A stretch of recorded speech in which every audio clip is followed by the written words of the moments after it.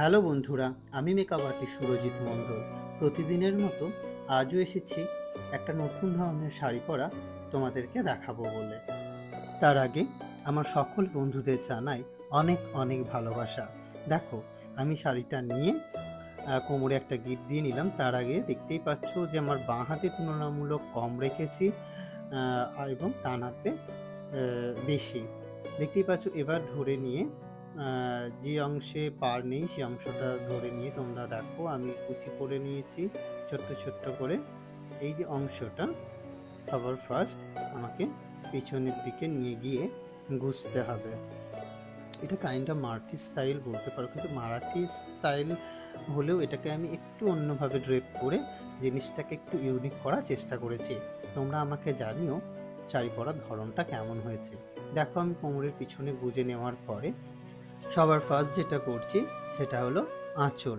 হ্যাঁ, আমি আঁচলের প্লিটটা এবার সুন্দর করে ছোট্ট ছোট্ট করে তৈরি করে নিচ্ছি।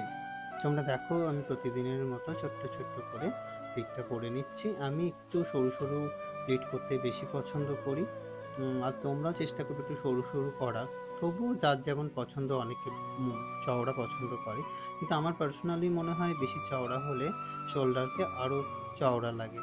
দেখো, আমি ছোট্ট ছোট্ট করে ধরে কি সুন্দর করে আঁচলের কুচিগুলো গুছিয়ে নিচ্ছি এবং এই জায়গায় একটা সেফটি পিন দিয়ে জিনিসটাকে সিকিউর করতে করতে যাচ্ছি যাতে এলোমেলো না হয়ে যায়। দেখো, আর বলো তোমরা কেমন আছো, আমার ভিডিওগুলো কেমন লাগছে?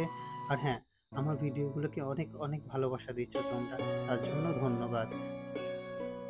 বন্ধুরা, আমার ভিডিওগুলো যতটা পারবে একটু শেয়ার করে দিও। আমার দুদিন ধরে শরীর খারাপ। এই ভিডিওটা আমার আগে তৈরি করা ছিল, তাই আমি ছাড়তে পারলাম।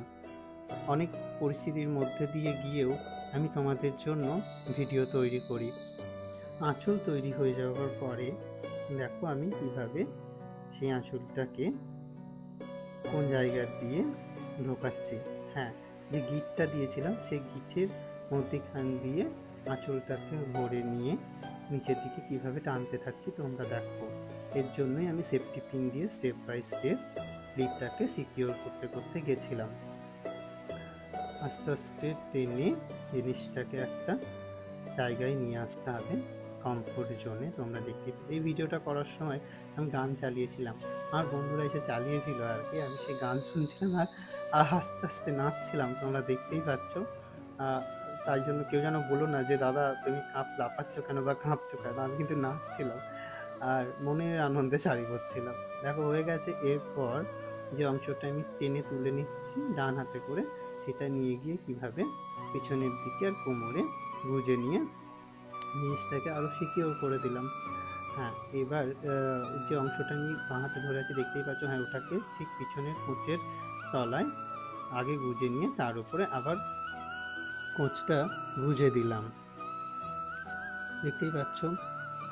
তোমরা অনেকেই বলেছো দাদা ব্লাউজ ছাড়া শাড়ি ভালো লাগে না বা কিছু। এটা ব্লাউজ নয়, আমি একটা জিনিস বানিয়েছি, তো তোমাদেরকে দেখাবো এটা আমি কি বানিয়েছি বা কি পরেছি। এটা কিন্তু কোনোভাবে ব্লাউজ নয়, এটা একটা চৌকো কাপড়।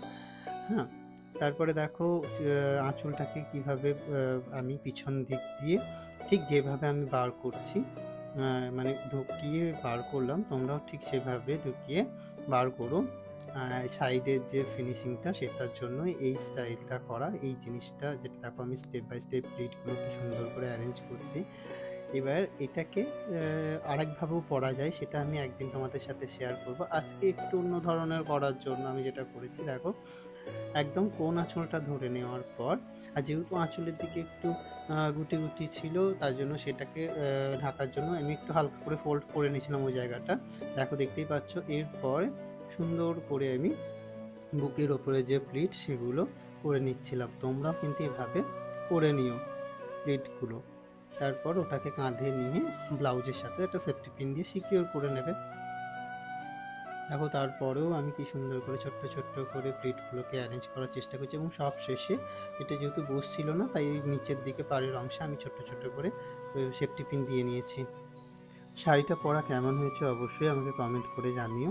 আর ভালো থেকো, সুস্থ থেকো এবং এভাবেই আমার পাশে থেকো।